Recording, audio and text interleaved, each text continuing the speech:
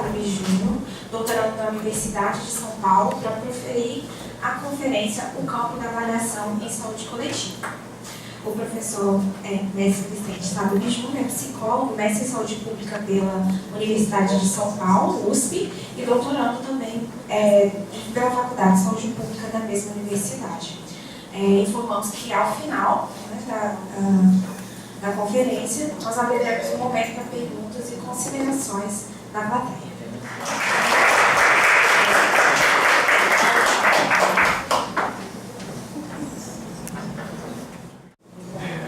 Eu quero agradecer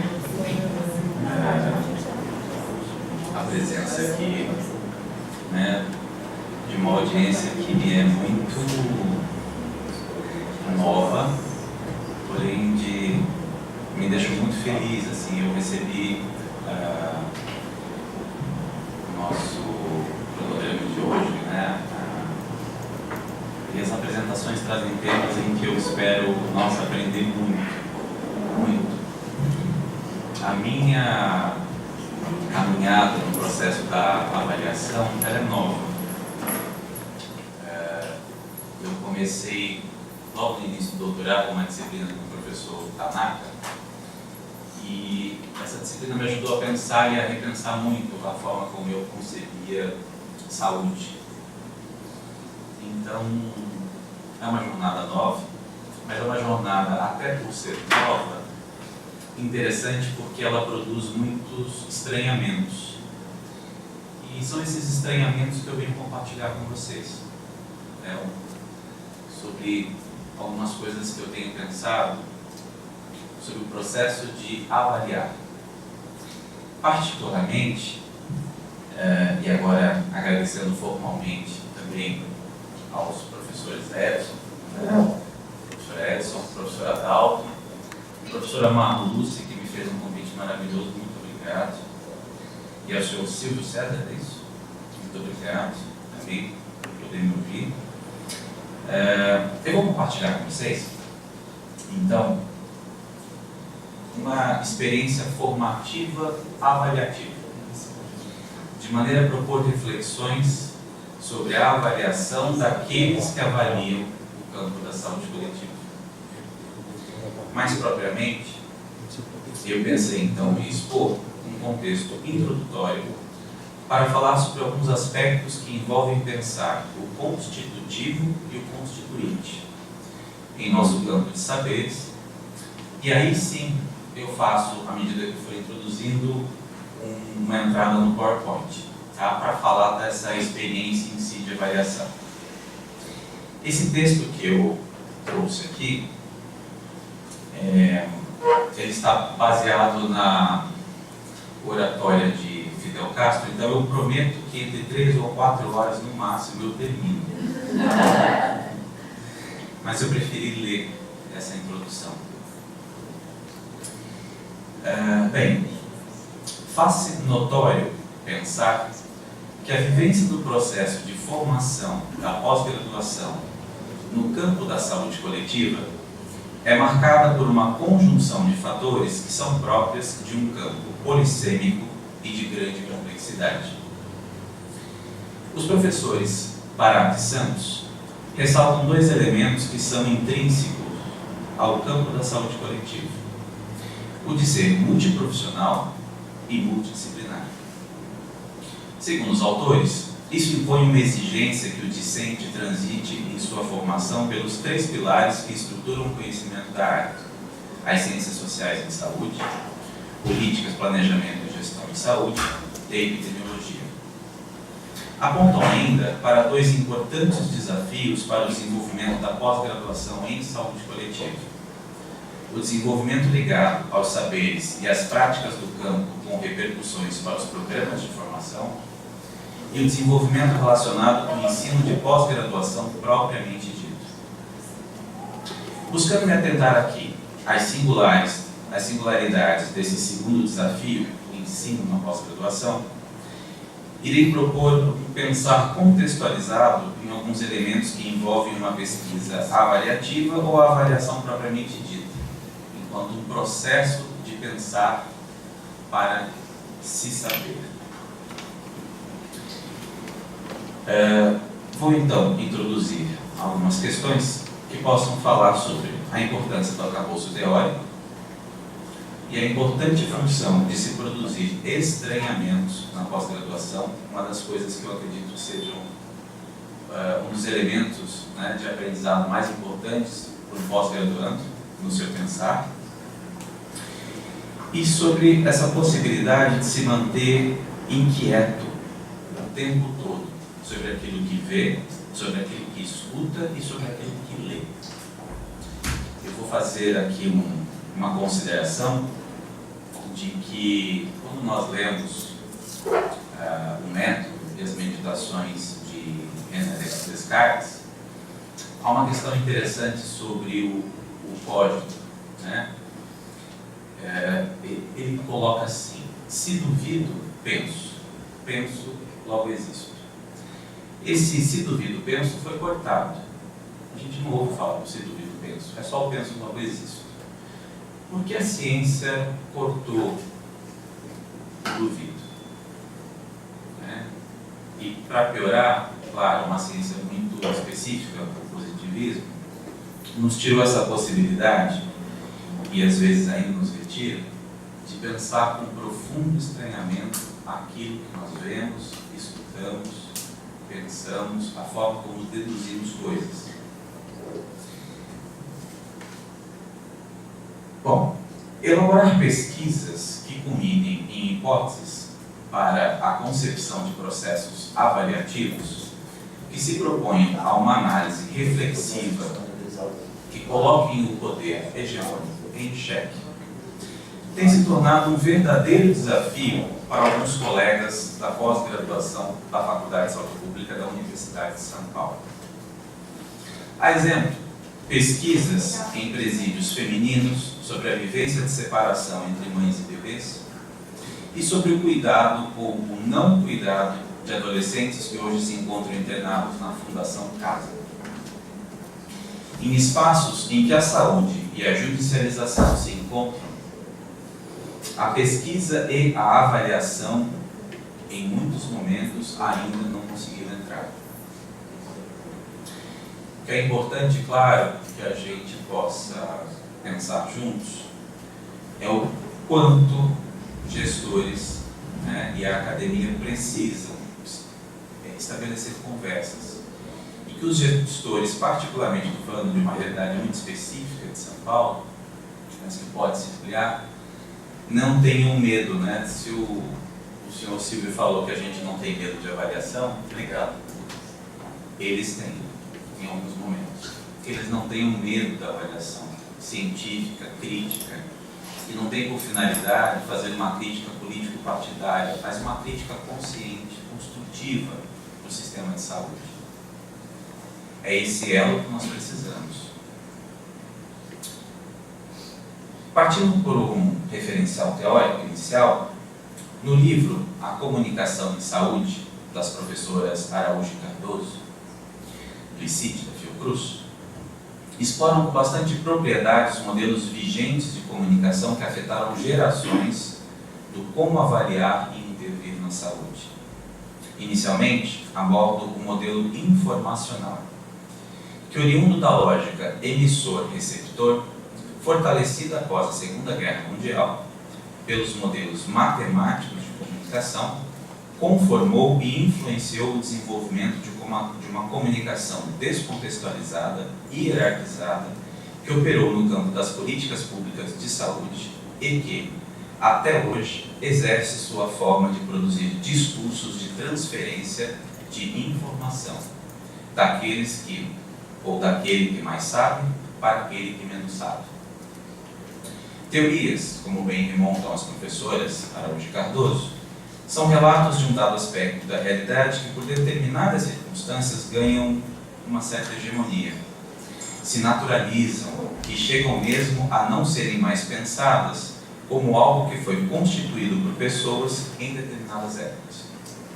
Assim, para produzir dados que tenham uma função crítica de desnaturalização do instituído e para a transformação de uma dada realidade pesquisada, será necessário que o pós-graduando aprenda a manter o seu olhar atento, o cogitário, a permanente inquietação e o importar-se com, ou seja, a capacidade empática com aquilo que está sendo pesquisado, avaliado.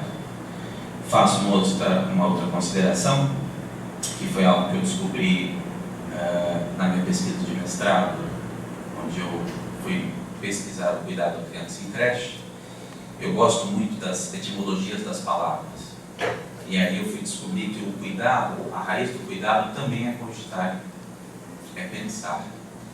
Porque cuidar é aquela pessoa que o tempo todo está pensando, inquieto, atento, para que justamente ele não se acomode, não deixe de lado o seu objeto do cuidar. Será preciso que o discente esteja calçado no desenvolver de suas avaliações por um repertório teórico que o possibilite ancorar as realidades já objetivadas, coisificadas, mas para uma confrontação com novas analogias, com novas escutas e questionamentos, capazes de produzir estranhamentos antes da consolidação de um novo logos, ou, como diria Morin, de uma nova lógica. Assim como em Morin, pela teorização sobre as tipologias discursivas da professora Eni Orlandi, de Campinas, pode-se capturar a fecundidade das analogias encontradas no discurso lúdico que brinca e simula o real, que se torna possível abordar o polissêmico e romper com o instituído. Se o lúdico bem pode ser utilizado como forma de dissimular e enganar, também pode servir como ponte para criar ou deflagrar questões delicadas de serem ditas, mas que não estão presentes, né, na fala, mas que estão sim presentes no imaginário social. Como eu estou abordando particularmente uma experiência avaliativa, somativa, dentro de um programa de pós-graduação, eu trouxe aqui algumas imagens do lúdico, né, que nos ajudam muito a falar de coisas que acontecem, né, e que estão presentes no dia a dia de uma pós-graduação, que falam, olha, da aflição, que falam da dificuldade, que falam da angústia do que é passar por um processo. Cadê a Camila aqui que vai qualificar, né? E às vezes é assim que a gente sente, né, a situação. Uma outra questão interessante é essa aqui, né? Como é que a gente sai de um processo final de um doutorado, né? E essas imagens estão aí fora representadas, não só por quem vivencia a academia, mas quem está fora e também diz, nossa, você está fazendo um doutorado, né? Me disseram que é uma coisa extremamente difícil. Pois é, às vezes é literalmente ficar numa situação assim. E uma outra que foi uma imagem que eu recebi foi essa aqui. Vocês já devem ter recebido em algum momento. Só faltou o telefone. O e-mail, né? Então, para quem não viu, essa era a ideia. Bom, se por um lado a professora Eni Orlandi nos traz o lúdico, né, há também uma outra questão importante, que oposto ao discurso lúdico, que aborda questões bem importantes, há também um discurso autoritário, né, que se impõe por meio de paráfrases, essas mesmas que a gente se utiliza na academia, não é? Eu pego o discurso de alguém, repenso esse discurso, crio o meu próprio olhar e ao final coloco uma citação lá e digo, olha, isso foi o que eu pensei, mas baseado, né, no pensamento que me referenciou. Essa paráfrase que a gente usa o tempo todo na academia e em outros discursos para se remeter às questões, pensamentos, discussões críticas, etc., né, ele encontra-se revestido de lógicas para o controle e até mesmo para a regulação do polissêmico, em que por vezes se tenta reduzir significados a um só discurso, né, a um só sentido discursivo. Já o discurso polêmico, esse que me parece ser mais interessante para nós na academia, como bem salienta a professora Orlandi, propõe algum diálogo entre a paráfrase e o polissêmico, o lúdico, né? Em que as zonas de tensão podem ser abordadas, assim como os interesses que conduzem suas disputas. Disputas simbólicas, como bem salienta Bourdieu, sobre as coisas ditas e sobre as coisas não ditas. Agora, visando encaminhar uma apreciação já mais voltada a compartilhar com vocês o meu relato de experiência de avaliação participativa discente na pós-graduação, trago aqui duas perguntas provocativas da professora Onoko Campos, quando diz que uma avaliação não pode ter um fim em si mesma. Ela propõe duas perguntas para um projeto de avaliação. A primeira, o porquê, quando se olha para trás e se contextualiza a sua importância. E a segunda pergunta, para quê, em que se olha para as suas finalidades. Eu me permitirei incluir uma aqui para as suas finalidades e para as suas intenções. Eu penso que as intenções precisam estar o tempo todo explicitadas nesse processo, tanto para que quem se propõe a investigar não se perca dos seus interesses iniciais, quanto para aqueles que serão avaliados e tenham mais transparências do porquê mesmo você está se propondo a me avaliar ou a fazer uma avaliação. Última página. Para responder então o porquê de propor uma experiência avaliativa discente, retomo o segundo modelo vigente discutido pelas professoras Araújo e Cardoso, chamado modelo de comunicação dialógica, inspirado na proposta freiriana, que ao atribuir valor e reconhecer os dois polos da comunicação como detentores de saber e produtores de conhecimento, situa a responsabilidade da comunicação nos interlocutores, que tem por finalidade constituir sentidos que proponham uma realidade contextualizada.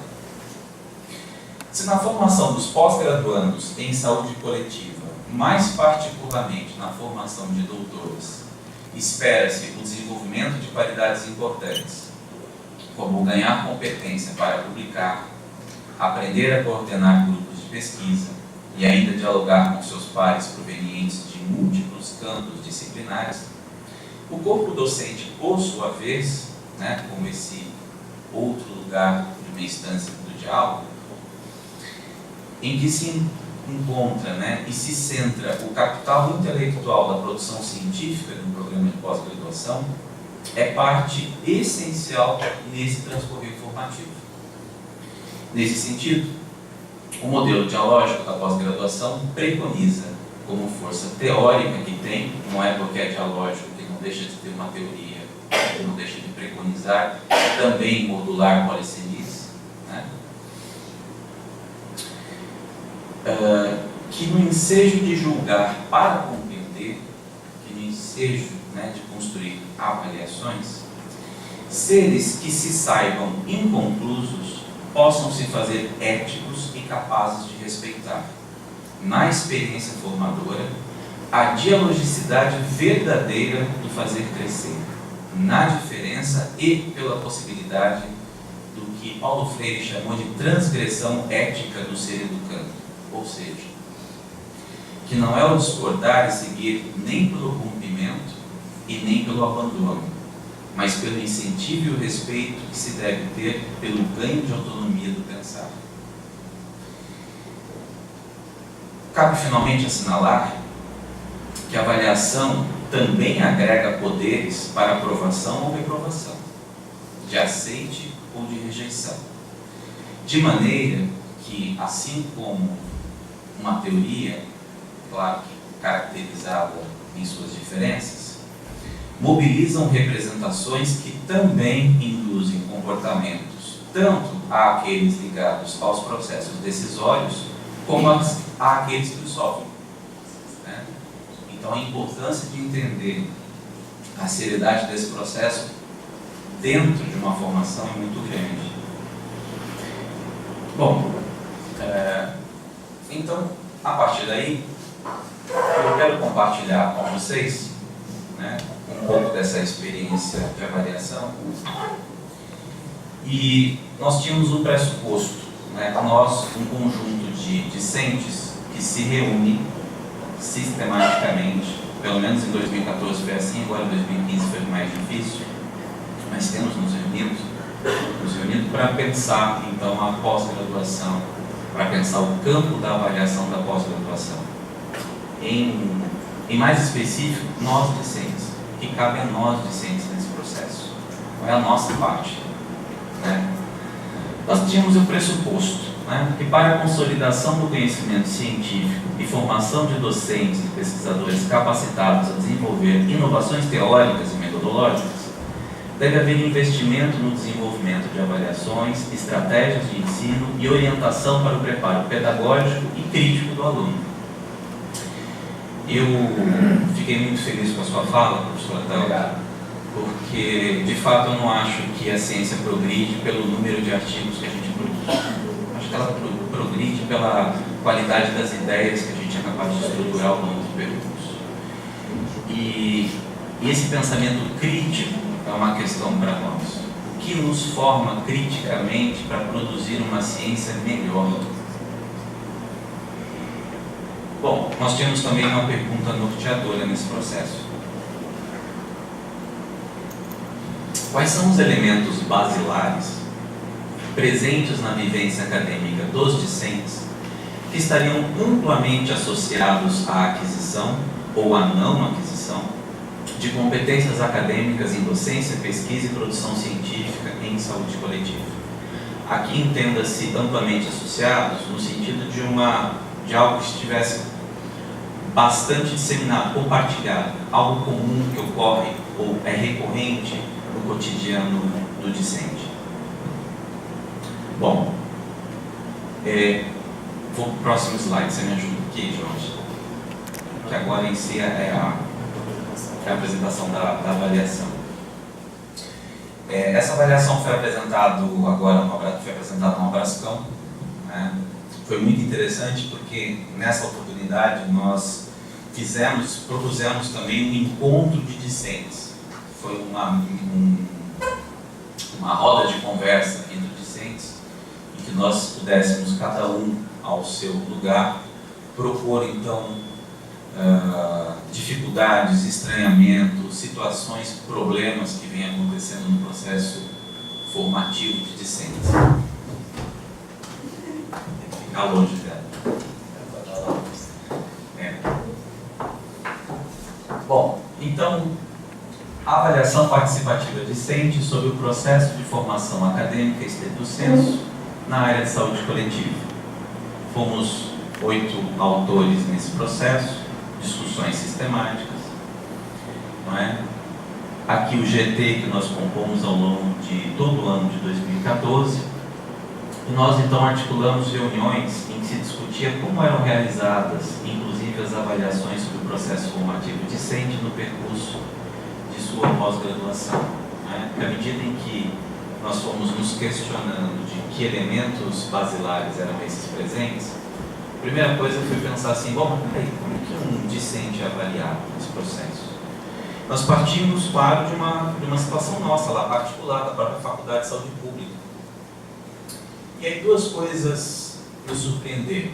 O primeiro é que não existia uma avaliação sistemática discente. Eu não sei se ela existe, não sei se aqui na universidade existe. Na Faculdade de Saúde Pública... um projeto aí, com alguns professores, né? Acho que a Eliana, né? São os ex-alunos, né?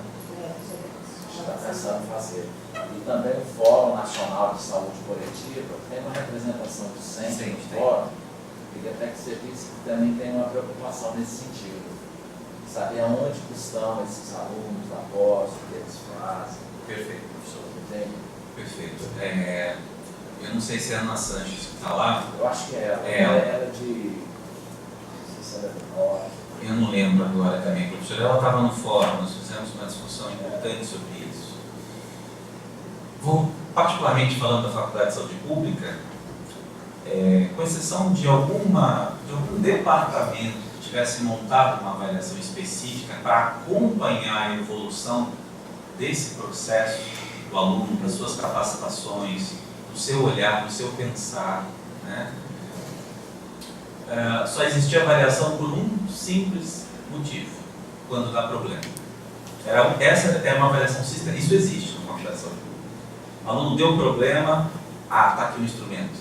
Agora, uma fala imensa para o docente, uma possibilidade mais curta para o discente de se colocar, mas existe.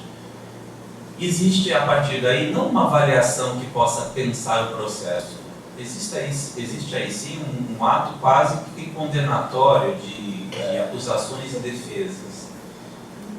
É aí que entra o processo de avaliação do discente, né? É quando ele não cumpriu o prazo, é quando ele estourou, foi quando ele brigou com o orientador. E nós pensamos, puxa vida, mas a avaliação pode contribuir para coisas realmente construtivas. Por que e aí volto à fala do senhor Silvio aqui, né? Por que a avaliação na educação e na educação em saúde vai por esse lado de novo, né? A gente está revendo uma situação punitiva. Quando a gente começou a estruturar isso, eu voltei a vários artigos sobre avaliação dos processos educativos, desde o ensino fundamental. Eu já estava lá na creche mesmo, no mestrado, voltei e fui pegando. Peguei também ensino médio, peguei a universidade. E aí nós chegamos a uma certa conclusão que foi muito interessante nesse processo, de que a avaliação ela é feita pelos avaliadores, em geral, sem nunca consultar os seus avaliados. É o avaliador que pensa, é o avaliador que constrói as categorias de análise e é o avaliador que decide, então, o que será avaliado, sem nunca ter consultado o avaliado sobre o que, de fato, é parte importante, é parte conceitual, as representações, o que acontece nesse processo do cotidiano dele. Isso não aconteceu? Olha que eu fiz um rastreamento bem legal. Eu não vi em nenhuma avaliação um processo participativo ativo. Não é que não existiam algumas pesquisas que não ouvissem os alunos, mas eles não foram parte da construção do instrumento. Isso muda tudo, isso muda todo o processo. Daí é claro que existe uma influência sim no que eu estou trazendo da avaliação de quarta geração, né, da qual eu tenho um gosto bastante próprio por ela, né, e que todos os atores devem ser envolvidos, devem ser vistos e que os seus interesses precisam ser colocados. Bom, aí em 2014, então, nós resolvemos fazer, por meio de um enfoque participativo discente, a construção de um instrumento para avaliação sobre o processo de formação acadêmica estrito sensu, mas por meio de um enfoque participativo discente. Então, nós ficamos quebrando a cabeça para pensar assim: como é que a gente vai ajudar que esse processo se estabeleça se nós estamos sendo críticos a respeito do que precisa ser trazido do avaliado? Então fomos quebrando cabeça lá. Então a ideia inicial foi a seguinte, e aí já é parte do procedimento. Nós pedimos aos discentes, mandamos, e isso foi bem interessante o processo inicial, porque quando um grupo de RDs quis conversar com toda a Faculdade de Saúde Pública, nós tivemos problema até para ter acesso a esse e-mail coletivo. Por que vocês querem falar com todos os discentes? O que vocês estão tramando? Tá? Claro que o que vocês estão tramando não foi bem o que foi falado, mas foi quase isso. Chegou um e-mail bem atrevido, sabe? Mas peraí, que história é essa? Vocês querem ter acesso? Não pode ter acesso. A gente não pode liberar. Aí começa, é interessante isso no processo avaliativo, né? Começa um monte de desculpas regulatórias para você justificar o real interesse, que é o de não te dar acesso a um sistema inteiro de informação. Brigamos por isso, conseguimos os e-mails, né? Não todos, tá? Mas uma parte deles. Nos articulamos, né? E conseguimos um número até considerável. Na época, entre mais de 300 discentes, nós conseguimos em torno de uns 100. Foi bem bacana. Mandamos Nós utilizamos então o Survey Monkey, né, que, para quem não conhece, é uma plataforma bastante interessante e que nos possibilita gratuitamente de trabalhar com N formulários, não é? Até um certo tanto, depois ele cobra, né? Mas foi o suficiente para nós. E na volta do survey, ele já manda todo estruturado os dados em forma de planilha de Excel, então é bem interessante isso. Bom, então a coisa mais difícil para nós era como é que a gente vai ajudar a fazer um processo que seja avaliativo sem que a gente cometa o pecado do que nós mesmos já dissemos. Não somos nós que vamos instituir o que vai ser avaliado. Nós queremos que os avaliados é que digam, que tenham uma força, uma voz coletiva sobre isso. Fizemos o seguinte: pedimos então aos docentes, nesse formulário, que eles estruturassem o seguinte raciocínio.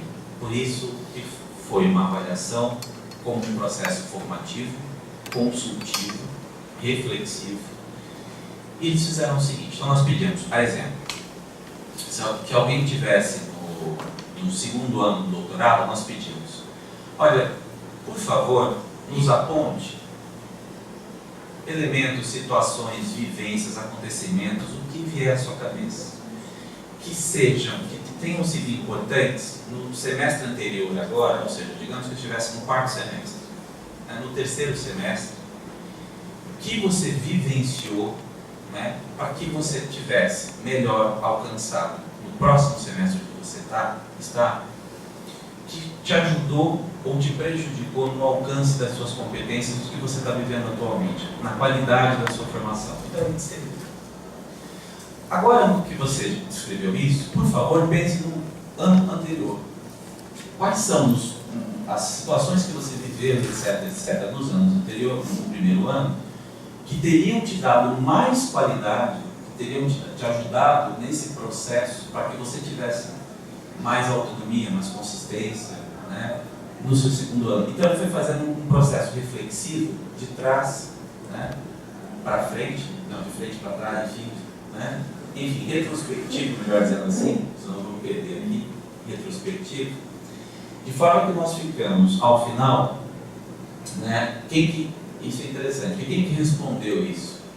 Apenas 30 pós-graduandos de início, né? Mas nós conseguimos aí 51 questões, tá? Nós não categorizamos ainda, nós só pegamos as recorrências, né? Tiramos aquelas que falavam exatamente das mesmas coisas e ficamos com 51 itens sobre o que afeta o processo formativo do discente na pós-graduação, né? Fizemos então a partir daí uma escala tipo Likert. E aí o que acontece? Por exemplo, se foi dito lá, olha, ficou pequenininho, mas eu vou ler para vocês, né? Se foi dito lá pelo aluno, olha, eu tenho problemas com bolsa, problemas no site, na secretaria, não está sendo disponibilizado, problema com transparência de bolsa. No ranking, como que acontece? Que a Faculdade de Saúde Pública de um tempo para cá, eles estabeleceram a meritocracia da bolsa para o aluno. Então, quando você vai pedir a bolsa, faça, né, uma lista mesmo hierárquica que aparece lá e qual que é o principal e o primeiro critério para você ganhar a bolsa? Produtividade. Então, isso é um problema de todo tamanho. Mas enfim, não vou entrar no certo, no errado, a questão esse é o principal critério. E aí vira uma confusão, porque antes não tinha transparência, saiu o resultado, mas como é que isso foi avaliado, como é que se pensou isso, enfim, foi uma luta para que esse processo se desse.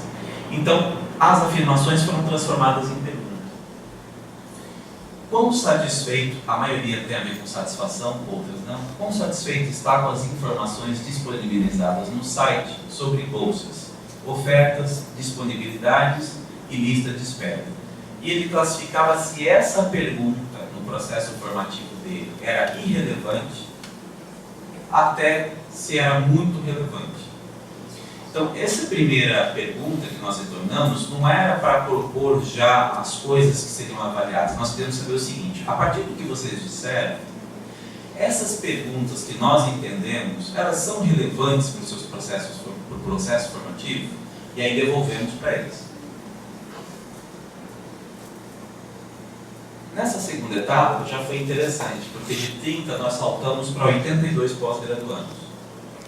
É interessante pensar que no primeiro momento da avaliação, essa avaliação foi feita de forma muito tímida pelos pós-graduandos e vários desconfiados. Eles diziam, mas o que eu estou dizendo aqui vai parar no meu orientador? Né? Isso faz a gente pensar uma coisa muito interessante sobre como decidimos avaliar alguma coisa. Porque ficou muito claro para a gente que aquilo que já se fazia antes, onde que eram conversas anteriores, onde você era rodeado de um conjunto de docentes, inclusive do seu próprio orientador, aí colocam os discentes e dizem assim, vamos discutir a pós-graduação. Ah, tudo bem, a parte interessante, a parte crítica, bom, e quando chega nas partes de insatisfação? As coisas mais delicadas e mais difíceis para os pós-graduandos, eles não colocavam, porque o orientador estava lá. Inclusive sobre os processos de orientação. Isso nos fez pensar assim, que a forma como a gente constrói uma avaliação pode ser desastrosa em termos do que nós vamos ter enquanto retorno disso. Estou falando de uma avaliação mais qualitativa, que é a minha experiência. Bom, dito isso, nós tivemos aí uma participação muito mais fortalecida. Isso já tinha percorrido a Faculdade de Saúde Pública, os docentes também já estavam achando interessante o processo, já estavam dizendo, não, olha, vão lá, por favor, contribuem. Nós tínhamos um e-mail endereçado conjuntamente a esse processo, aos professores. E aí, né? Bom, isso que eu já apontei, a parte tímida, né? A segunda foi essa visibilidade, esse reconhecimento, que é um processo coletivo e majoritariamente compartilhado. Isso é interessante também, né? Quando a gente começa a perceber que o nosso incômodo não é só nosso, as vozes vão ganhando força. A gente fala, peraí, o fulano também passa por isso. Isso é muito interessante, não é?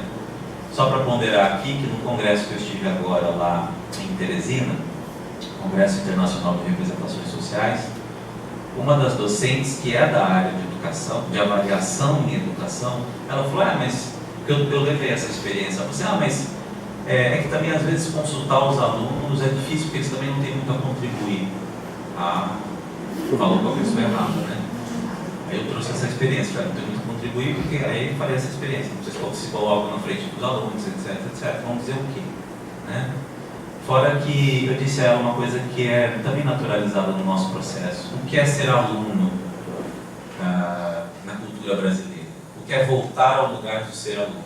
Por mais que você já seja muitas vezes pai, mãe, mestre, docente, quando você volta a ser aluno, isso volta a uma série de questões no processo. Né? Você passa a responder de uma outra posição. Bom, aí sim, depois que voltaram todas essas perguntas, entre muito irrelevante a muito irrelevante a muito relevante, aí sim nós categorizamos.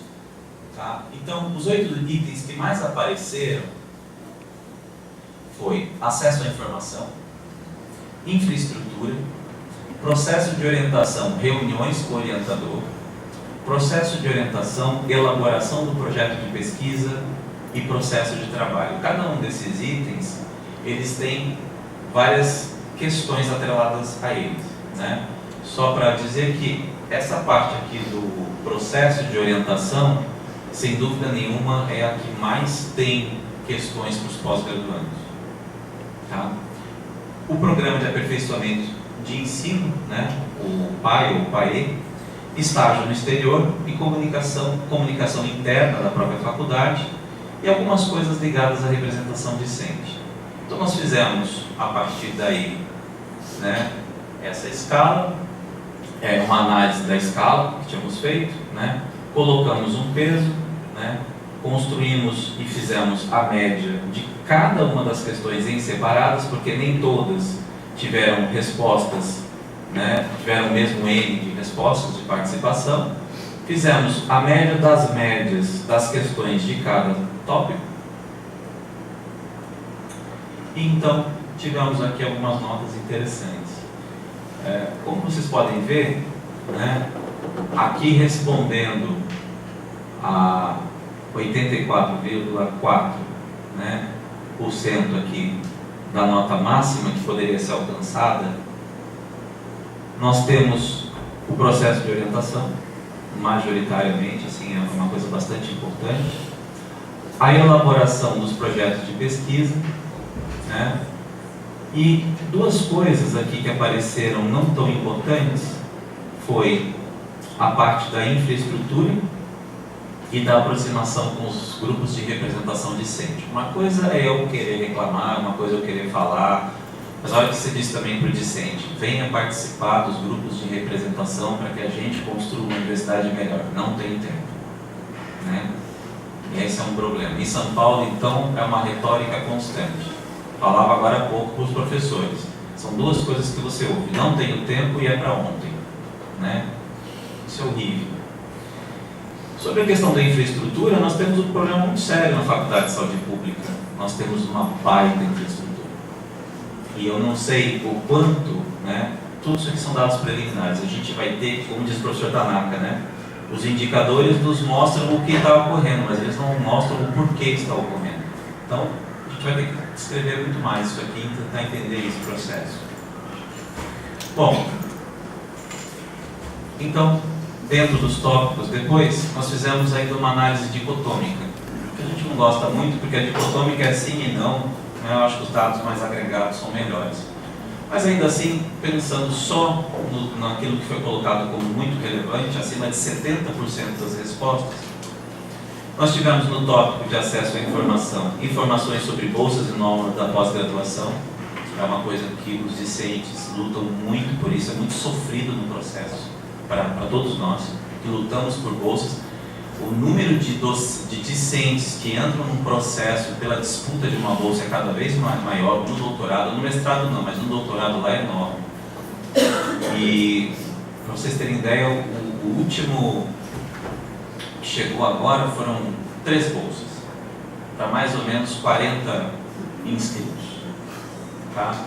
Ou seja, a chance de nós termos pesquisadores tempo integral na universidade, lutando, né, por esse espaço de produção, está cada vez menor. É bolsa CAPES? A bolsa lá é bolsa CAPES. Porque aqui a gente tem uma alternativa que a gente tem trabalhado com a agência de Fundo de Amparo à Pesquisa da instituição. Aqui é qual? É FAPES. E aqui eu diria para vocês que praticamente são 100% dos alunos sempre ganhos. Fantástico. Dentro dessa articulação da Secretaria de Ciência e Tecnologia, que tem a FAPES, de São Paulo, eu estou estranhando esse dado, que a FAPESP, que é a agência lá de São Paulo, ela supõe, pelo menos que a gente viu, vai ser um boletim da FAPESP, eles têm um boletim eletrônico da revista. Sim. E ela é riquíssima. Isso. Ela é riquíssima, professor. É uma contradição aí. Ah. Tem muito dinheiro. Ah. Entende o que eu estou falando? Sim, professor. E assim, essa contradição é muito interessante, porque vários dos nossos colegas têm submetido a FAPESP, né? Inclusive aqueles que conseguem CAPES. Porque se você consegue a CAPES e depois submete e fica com a FAPESP, é legal porque libera a bolsa CAPES para outros discentes.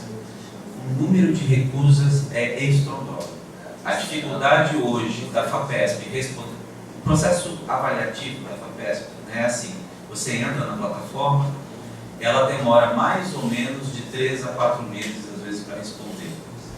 Nesse tempo, volta e volta, às vezes improvável, às vezes de vários questionamentos que são importantes, melhorar o projeto, etc. E uma outra coisa importante que tem sido bastante discutido é que, neste tempo, né, entre a FAPESP e a própria CAPES, essa questão do produtivismo em relação aos alunos, dependendo do aluno, entre o mestrado e o doutorado, ele está começando a sua produção, né? E ele não consegue entrar, ele não consegue pegar a bolsa. Ele é visto como um aluno que, mas peraí, cadê a produção do seu mestrado?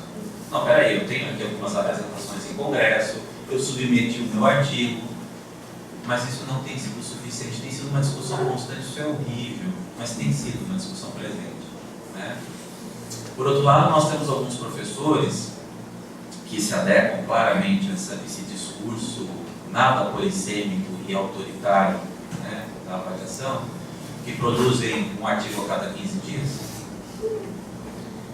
que eu estou falando a cada 15 dias para ser um pouco mais generoso, porque já teve momentos que era um artigo a cada semana. Fico até deprimido, porque eu tenho aquele ResearchGate e tem assim, quase toda semana eu recebia um contato seu publicou um artigo. Tá bom, já sei que foi, né? E os alunos desse professor, por exemplo, todos têm bolsa. Primeiro, ele é um chamariz aos alunos dele. E segundo, como ele monta uma rede de publicação intensa, esses alunos já chegam para o doutorado com 5, 10 publicações. Essa tem sido a lógica, e isso está dificultando muito a vida. Bom, eu não vou me estender, né? Mas, professor, obrigado pela consideração, porque eu acho que isso é uma crítica importante para todos nós, né? São Paulo, apesar de ser muito rico e possível, ele é muito sistemático e autoritário, as autoridades paulistanas. Então, a gente tem uma dificuldade grande lá para questionar o instituído, né? É fácil virar subversivo, até dentro da academia. Então, considerações finais para terminar. A construção coletiva de um método de avaliação dos pós-graduandos proporciona explorar de maneira imersiva e colaborativa questões que são compartilhadas no cotidiano dos docentes. A elaboração de experiências que dialoguem com as expectativas discentes se mostra um importante instrumento para salientar categorias sobre as interações sociais, atribuições de valores, modelos de pensamento e o próprio modus de introjeção de cultura acadêmica. Quer dizer, hoje eu entendo que avaliar a pós-graduação, ou avaliar, melhor dizendo, o discente, sem olhar todos esses aspectos aqui, eu entendo que seria um tiro no pé. Tá? E por fim, entender que, né, o para quê, né? O que nós esperamos, né? Por que nós estamos investindo nesse processo que nós esperamos, inclusive, futuramente ter respostas, dados mais consolidados para isso. Que ao final nós tenhamos resultados de interlocuções que sejam de fato somativos nesse processo, formativos e somativos, né? Em que elaborações de avaliações participativas se expandam ancoradas neste modelo, o modelo dialógico, e possibilite a inclusão de todos os sujeitos implicados nesse processo, pensando na avaliação de quarta geração. Docentes, discentes e a própria instituição. Porque é óbvio que a instituição tem que estar nesse processo, dialogando, ela também tem necessidades, também tem interesses. Por isso que eu falo, onde os interesses não aparecem na avaliação, a gente perde. A gente realmente perde. Essa proposta de avaliação participativa e integrativa parece se mostrar como uma via para a interlocução crítica e mais próxima de uma realidade compartilhada entre as singularidades e os interesses dos atores em questão. Essa experiência que eu queria trazer. Muito obrigado.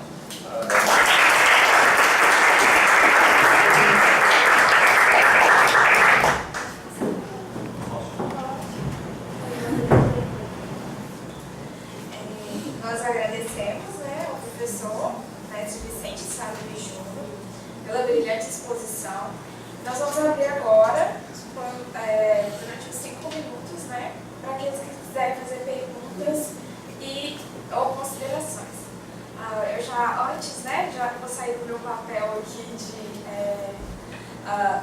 do cerimonial, para dizer que, enquanto discente, a gente se sente muito acolhida, no caso pela pesquisa, até pelo processo de discussão que a minha turma tem entrado na questão realmente de como está sendo essas relações discente-docente e do processo realmente avaliativo que a CAPES tem, né, colocado, que muitas vezes a palavra que já foi utilizada aqui dentro do nosso programa, em que o opressor se justifica que ele também é oprimido, portanto, ele nos oprime. Então, isso realmente é uma preocupação dos discentes no sentido da qualidade, não só da nossa formação, mas a qualidade de vida que a gente tem, né, que a gente se sente, a gente ri no início, mas a gente se sente realmente como saindo da caverna ao fim desse processo. Então, dizer que foi muito realmente reconfortante ver que existem pessoas também que estão repensando isso. Então, muito obrigada. Então, retorno ao papel de cerimonial e abro para as perguntas, então. É uma pergunta, é uma fala que, já que é uma disciplina de avaliação, foi super válida a fala, sem esse temor, porque nós estamos diante dos nossos professores, que fazem parte do programa. Então, foi uma abertura para justamente trazer esse questionamento. Eu acho muito válido, porque o medo da avaliação não pode existir, ao contrário, né? Ela vem para acrescentar, para somar. E quem é a universidade sem essa comunicação aluno-professor? Não existe, né? Parabéns, tá? Muito obrigada. Mais alguém? Um comentário. Mas o que eu queria comentar aí é o seguinte, Vicente, é que o professor e o aluno, o nosso sistema, você citou aí Paulo Freire e outros, eu acho que o grande desafio nosso de perceber como professor, e o aluno também, são as situações que eu chamaria de instabilidade que envolve aonde nós estamos. É um terreno de instabilidades, porque o conhecimento ele é sempre praticamente transitório, entende? É o que nós fazemos, os desafios são sempre colocados. E isso eu acho que dizer isso para um professor que teve uma formação, vamos dizer assim, dentro de um pragmatismo científico, como esse aí que publica um artigo por semana, é muito difícil ele entender isso. De que o que ele faz é transitório. Tanto é que ele tem que fazer um por semana. Espero que ele termine assim, lúcido, saudável. Entende? Eu não quero isso para mim. Os meus alunos sabem disso. Não quero isso. Já sabem disso. A gente tem que buscar mais qualidade como um critério principal na produção. Mas aí, então, o que eu penso aí com vocês? Eu queria pensar de que talvez a gente teria que pensar um pouco como para entender um pouco da avaliação. O meu mestrado foi a administração de sistemas. Eu estudei um pouco já certo tempo, fiz aqui na educação, de sistemas educacionais. Daquilo que eu vi e venho entendendo um pouco nessa área, que o importante é, como disse o Guimarães Rosa, né, é a travessia. É você entender que permanentemente você tem que estar revendo o que você faz. Entende? Você tem que estar revendo. Quer dizer, então é um pouco do que foi dito, né, pela nossa mestre importante aí de cerimônias. É que o opressor, o professor, ele desforra no aluno. Olha, eu estou te oprimindo aqui porque eu sou um opressor, mas é que eu sofro também de quem me cobra.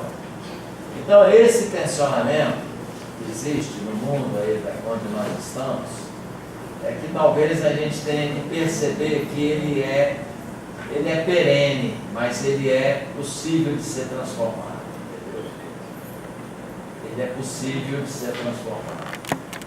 E eu acho que é isso que a gente tem que, talvez, começar a perceber. Que nós